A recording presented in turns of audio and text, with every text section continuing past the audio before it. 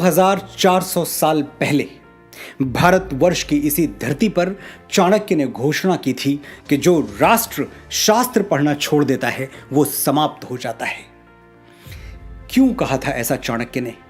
क्यों जरूरी है कागजों में छुपे अतीत को जानना? क्योंकि अतीत को जाने बिना भविष्य निर्माण की कोई संभावना है ही नहीं। जो देश अपना इतिहास भूल जाता है उसका भूगोल अपने आप समाप्त हो जाता है। जो लोग भुला देते हैं तारीख को अपनी, उन लोगों का ज्योग्राफिया बाकी नहीं रहता। पिछली कई सदियों से हमने अपने इतिहास की जमीनें लावारिस छोड़ रखी हैं। हम न उन जमीनों की ओर देखते हैं, न वहां जाते हैं, न परवाह करते हैं कि हमारे बाप दादा की जमीनों में कौन सी फसल बोई जा रही है और वो फसल कौन बो रहा है, किस नीयत से बो रहा है या फिर किस बदनीयती से बो रहा है। कहीं ऐसा तो नहीं कि हमारी उपेक्षा कुछ शैतानी ताकतों के लिए मुंह मांगी मुराद बन गई और उन्होंने गौतम और नानक के इस जमीन में कलंक के बीज बो दिए। बिल्कुल यही हुआ है। तभी तो हम इस हद तक ब्रेन वॉश्ड हो गए कि अचानक हमारी प्री प्राइमरी टेक्स्ट बुक में गा से गणेश हटा के गा से गधा लिख दिया गया और हमारे माथे पर बल तक नहीं पड़ा।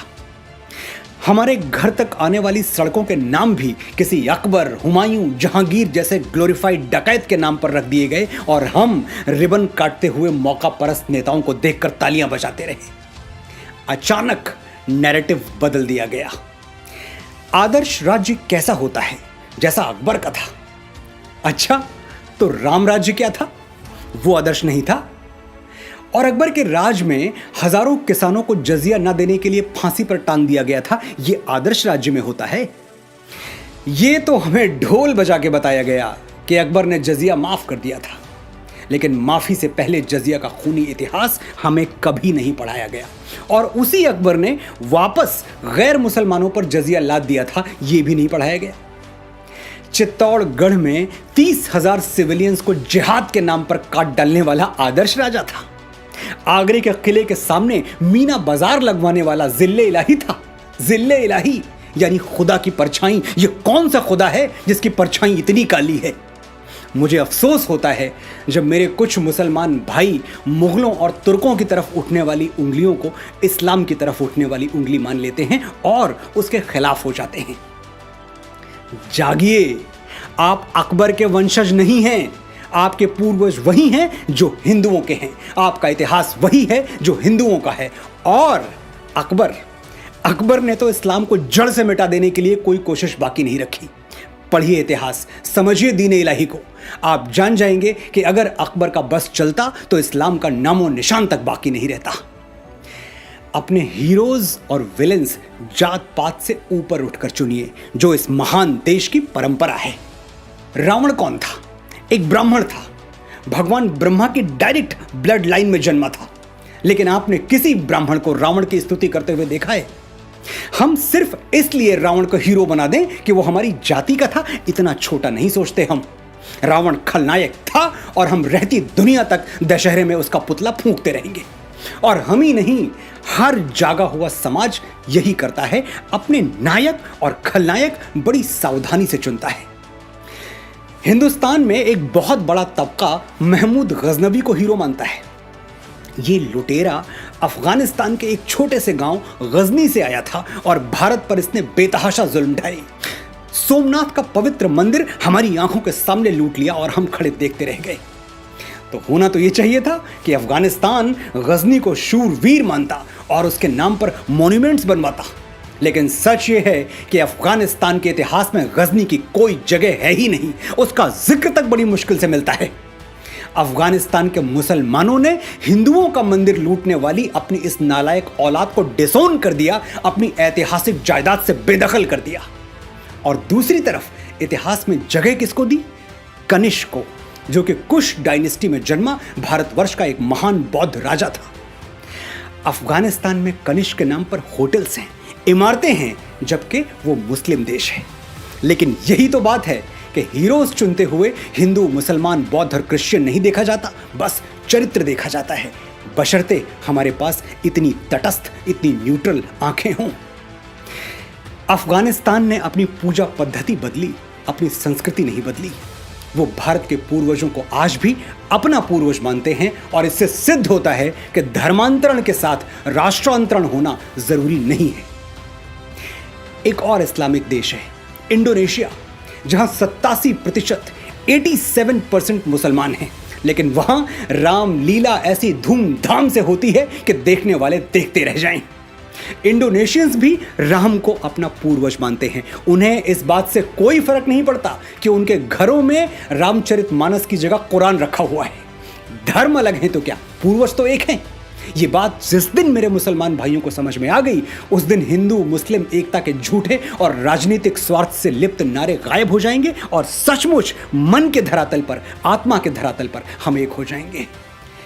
वापस लौटते हैं उस बात पर जो मुझे चुभ रही है और आपको भी चुभनी चाहिए। हमें चीख चीख कर बताया गया कि मुगल अंग्रेजों की तरह लुटेरे नहीं थे। वो हिंदुस्तान की दौलत लेके कहीं 7 समंदर पार दूसरे मुल्क में नहीं गए, यहीं रह गए। ठीक है, तो मैं आपके घर पर अटैक करता हूं, कुछ लूट के अपने घर नहीं ले जाऊंगा, बल्कि आपके ही घर में कब्जा करके रह जाऊंगा और आपको, आपके परिवार को, जो कल तक उस घर के मालिक थे, अपना गुलाम बना के रखूंगा। आप मुझे हीरो मानेंगे?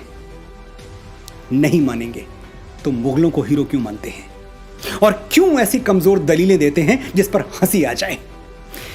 एक और दलील है कि मुगलों की हुकूमत में 200 सालों तक कोई सिविल वॉर नहीं हुआ, इतनी शांतिप्रियता बनी रही। यह किसी ने नहीं बताया कि ग्वालियर के किले में मुगलों की तरफ उठने वाली आंखों में जलता हुआ सरिया घोंप दिया जाता था, तो बगावत की हिम्मत कौन करता? और ग्वालियर कोई अकेला किला नहीं है। मुगलों के शासन में ऐसे हजारों कंसंट्रेशन कैंप्स थे जो हिटलर के कैंप्स को शर्मिंदा कर दें। जिन आतताइयों ने तख्त को रिश्तों, नातों, मर्यादाओं और उसूलों के ऊपर रखा, हुकूमत के नशे में अपने बाप को कालकोठरी में ठूंस दिया, अपने ही भाइयों के गर्दनें उतार ली। अगर उनके राज में शांति बनी रही तो वो शांति ऐसी ही थी जैसे सद्दाम हुसैन ने इराक में बनाकर रखी थी या फिर किम जोंग टू ने नॉर्थ कोरिया में बनाकर रखी हुई है।